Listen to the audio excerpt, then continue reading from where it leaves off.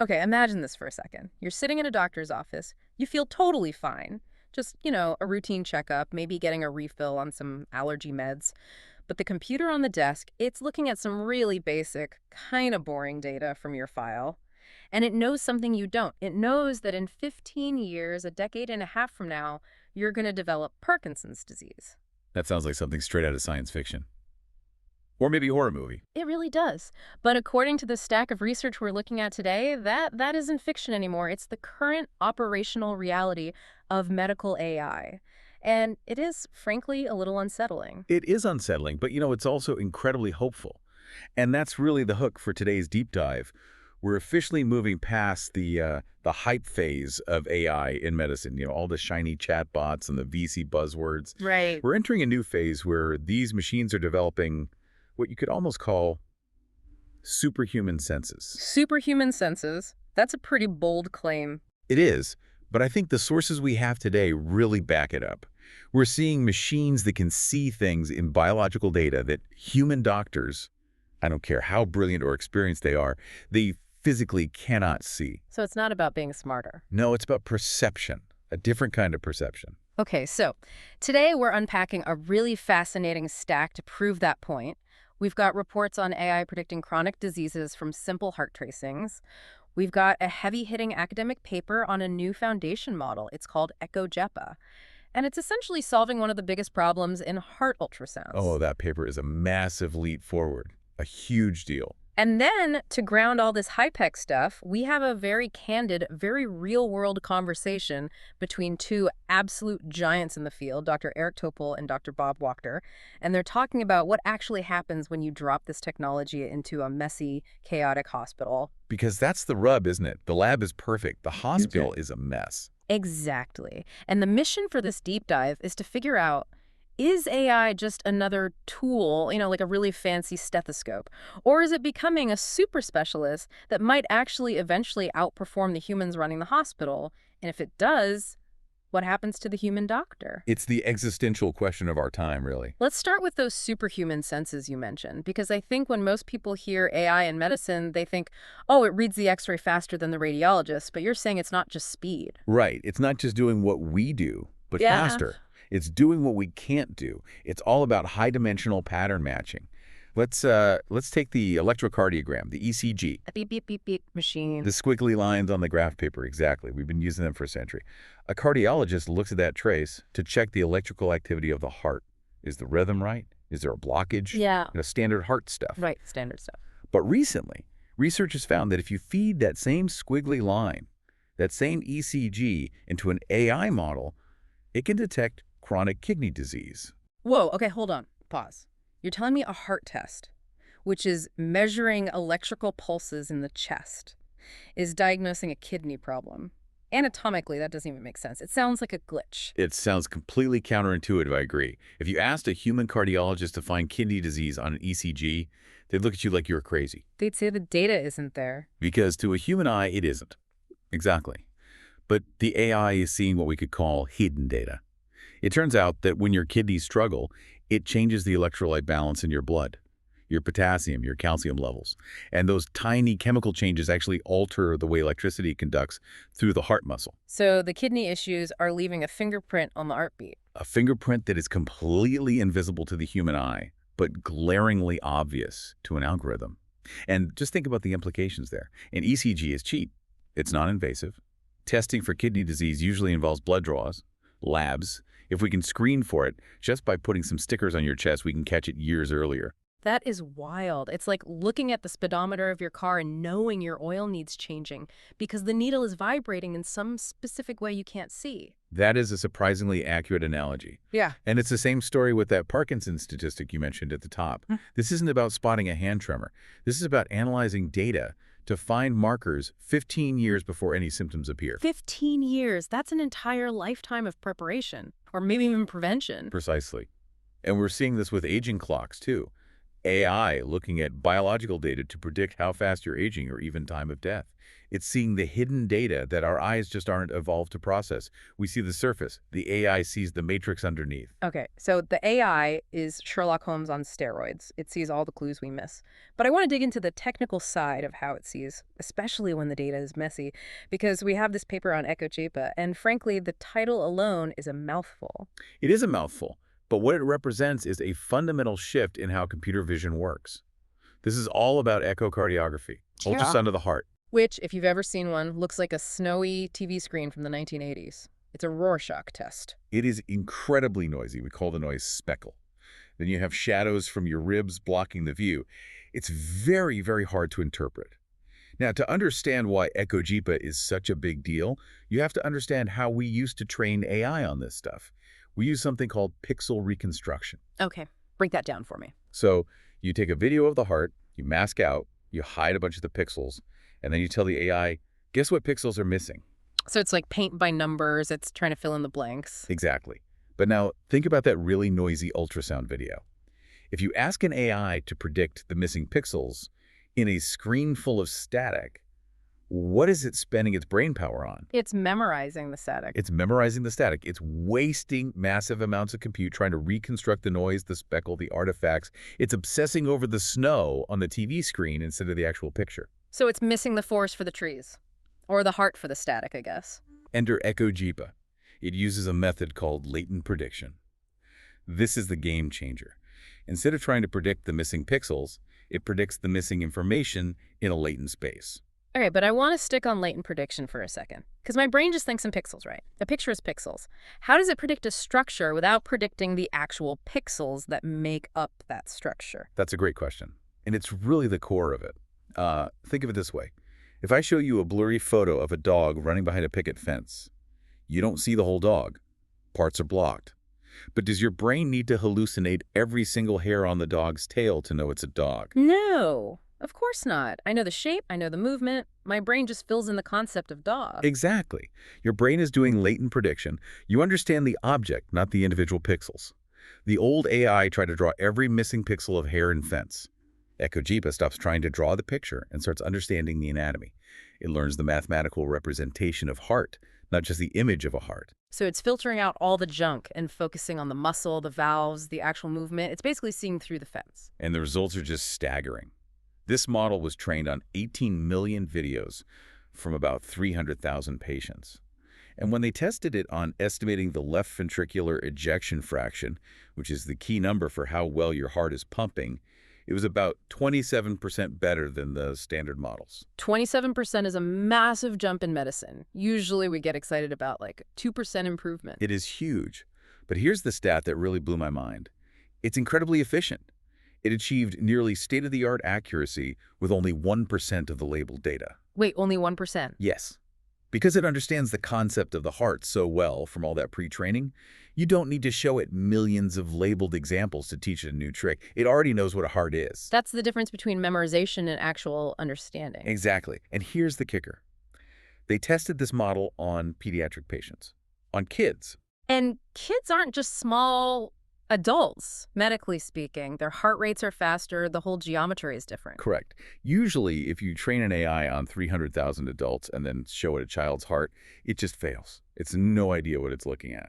But EchoJEPA worked zero shot. Zero shot, meaning without ever being trained on kids specifically. It just figured it out. It actually outperformed models that were specifically trained on children. That's actually kind of spooky. That implies it understands the function of a heart so well that it can recognize one even when the shape and size change drastically. It's not memorizing, it's generalizing. Which is exactly what we want a super specialist to do. Okay, so we've established the tech is incredibly powerful. It can see through noise. It can predict the future. It understands anatomy better than anything before. But medicine isn't played in a computer lab. It's played in a hospital with tired nurses, confusing patients, and just weird symptoms. And this is the clinical reality check. This is where Dr. Bob Watcher's insights are so valuable. He wrote the book A Giant Leap, and he's just very pragmatic about all this. He had that great line about perfect versus good. Right. He says, we have to stop comparing AI to God or to perfection. We have to compare it to the alternative, and the alternative is our current healthcare system. Which, let's be honest, is not perfect. It's messy. It's flawed. It's overworked. So Water tells this great story from Yale to illustrate where AI fits in. He's visiting, and the residents present him with a classic stump the expert case. A 75-year-old man has a rare blood condition, comes in with pneumonia, and suddenly his liver tests go completely crazy. And usually this is where the senior Dr. Watcher in this case is supposed to stroke his chin and come up with some brilliant House MD-style diagnosis. Exactly. Hmm. But the humans were stumped. The pattern just didn't fit. Why would the liver fail now? So Walker pulls out his phone and asks an AI. And the AI says, this looks like drug-induced liver injury from Zosyn. That's an antibiotic the patient was on. And was it right? It was right. But what's really interesting is the nuance. Walker challenged it. He typed back, wait, the timing is weird. The liver enzyme spiked too early. And the AI said, yeah, the timing is unusual, but it's still possible. And here's why. It argued its case. It argued its case. And Waschter made the point that a standard textbook, like UpToDate, it would have just sputtered. It couldn't synthesize the specific messiness of this one patient. The AI acted like a subspecialist consultant. That's a game changer for a generalist doctor. You suddenly have a liver specialist, a heart specialist, a kidney specialist right there in your pocket. But, and there is always a but, we have to talk about the elephant in the room, hallucinations. Right, the AI just making things up. I assume Dr. Watcher has some horror stories. Oh, he has a classic one. So a colleague of his decides to test an early system. He asks the AI to write a prior authorization letter for a drug called apixaban Okay. for a patient with insomnia. I'm not a doctor, but isn't apixaban a blood thinner? A very potent blood thinner. It has absolutely zero sedative properties. If you take this for sleep, you're going to have a very, very bad time. You might bleed out, but you won't sleep better. So the AI said, you're crazy, don't do that. No, the AI wrote a beautiful, poetic, 3-paragraph letter arguing why this blood thinner was the perfect cure for sleeplessness. It cited emerging studies. It was persuasive, professional, and completely psychotic. See, that's actually terrifying. Because if you're a tired doctor, it's late, you glance at it and you find it. It's incredibly dangerous. But here's the twist, and this is why we can't just write this tech off. 3 months later, the next version of that same AI came out. They ran the exact same prompt. And the AI said, I'm sorry, there is no evidence that this drug treats insomnia. You shouldn't do that. So it learned. It improved. The velocity of improvement is what we need to focus on. If you looked at the tech 2 years ago and said it hallucinates, it's garbage, you're already out of date. So we have a tool that's getting smarter fast. But this brings us to the human element. Because if the AI is doing the diagnosis and the AI is writing the notes, what is the human doing? Well, let's start with the low-hanging fruit that Water mentions, which is ambient scribes. This is the tech that listens to the conversation and writes the medical note for you. Exactly. And it sounds kind of boring. Oh, automated paperwork. But the impact is profound. For the first time in decades, doctors are actually making eye contact with their patients again instead of just staring at a keyboard. It's giving them the gift of time. It is. It's a huge morale booster. Yeah. But as we move from just writing notes to making decisions, we run into what's called the dyad problem. The dyad problem. Okay, break that down for us. So the ideal scenario is human plus AI equals the best performance, right? You get the human's judgment and the machine's data processing. But in some studies, the dyad, the team, actually performs worse than the AI alone. Worse? How is that even possible? 2 heads are supposed to be better than 1, especially if 1 is a supercomputer. In theory. But in practice, you get 2 distinct failures. Right. First, there's automation bias. The doctor is tired. It's 3 a.m. The computer says stroke, and the doctor just clicks agree without really checking. The human becomes a rubber stamp. Okay, so laziness or just fatigue. But the second failure is actually worse. It's hubris. The AI makes a brilliant, subtle diagnosis, something correct but rare, and the human looks at it and says, nah, that doesn't look right to me, and overrides it. The human actually vetoes the correct answer because they can't see the pattern the AI sees. So our own ego or our lack of trust actually drags the final score down. We're the weak link. Precisely. And Water suggests something pretty controversial. He says we might need to accept autonomous AI for certain tasks, just like we accept that a self-driving car might eventually be safer making a left turn in rush hour than a distracted human. There are medical tasks where the machine is just better. That is a hard pill to swallow for a profession that prides itself on being the ultimate expert in the room. It is, but if the goal is the best outcome for the patient, we have to follow the data. And speaking of hard pills to swallow, let's talk about empathy, because this was maybe the most surprising part of the research for me. You would think empathy is the one thing humans have a monopoly on. We might lose on calculation, but we win on feelings. You would think so. Dr. Eric Topol brings this up. There was a famous study recently where patients posted questions online, and they had both doctors and ChatGPT answer them. Then, a blind panel of evaluators rated all the responses. And let me guess, the cold, unfeeling machine lost. No. The AI was rated as more empathetic than the human doctors, by a pretty significant margin. Ouch. That's That stings a little bit for Team Human. It's a definite blow to the ego. Yeah. But Wachter has this great retort to this. He says, the AI doesn't know the difference between empathy and a recipe for chicken marsala. It's just predicting the next word. It doesn't feel your pain. Right. It has no soul. It has no lived experience. Mm. But it knows what empathy sounds like. Yeah. It knows the perfect words to say to make you feel heard and validated. And often, human doctors are rushed, they're burned out, or they're just not naturally great communicators. Their responses were shorter, more curt. So if I'm a patient, do I really care if the empathy is real in some philosophical sense, or do I just care that I feel comforted in that moment? That is the million-dollar question. Does the source of the kindness matter if the effect is the same? And it opens up a really fascinating possibility. AI as an empathy coach. An empathy coach. Yeah, imagine the AI is listening to a doctor's consultation through that ambient scribe. And afterwards it says, hey, you interrupted the patient 3 times there. And when you explain that diagnosis, it didn't really land. Maybe try saying it this way next time. Like a spell checker, but for your bedside manner. Exactly. It could actually teach humans to be more human. That is a beautiful irony. Using the machine to rediscover our own humanity. And that connects right back to the orchestra conductor analogy that Topol and Wachter discuss. Right. Medical education is shifting. We used to teach students to play every single instrument, memorize the Krebs cycle, memorize every drug interaction, memorize the anatomy of the foot. But now you don't need to memorize the Krebs cycle. The AI knows it. The AI knows the drug interactions. The doctor of the future needs to be the conductor. They need to know which instruments, which AI tools to bring in, and when. So I need the EchoJEPA model for this heart scan, and I need the diagnostic bot for this weird liver test. Exactly. They need to manage the flow of information, synthesize the big picture, and handle the complex human emotions that, despite the AI's empathy, still require human touch. It sounds like the job description is changing from repository of facts to manager of intelligence. I think that's a perfect way to put it.